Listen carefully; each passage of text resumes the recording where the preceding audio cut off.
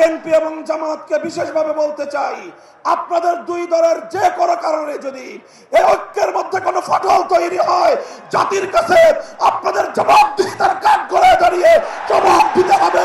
জবাব নিয়ে ছাড়বো আমরা। বাংলাদেশে অনেকগুলো ইসলামী সংগঠন একটি অভিন্ন লক্ষ্যকে সামনে রেখে কাজ করে চলেছি। আমাদের লক্ষ্য এলায়ে কালিমাতুল্লাহ, আমাদের লক্ষ্য আল্লাহর জমিনে আল্লাহর খেলাফত প্রতিষ্ঠা করা। ইসলামী সংগঠনগুলো আগামীর বাংলাদেশে একটা দৃষ্টান্ত স্থাপন করতে চাই।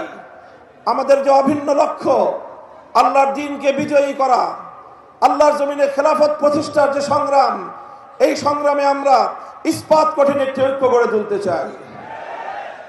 আমরা নেতৃবৃন্দ ইতিমধ্যেই আমাদের মধ্যকার অতীতের অনেক তিক্ততাকে আমরা পিছনে ফেলে বাংলার বর্তমানে বাস্তবতাকে সামনে রেখে, জাতির চাহিদাকে সামনে রেখে আমরা ঐক্যের ভিত তৈরি করেছি।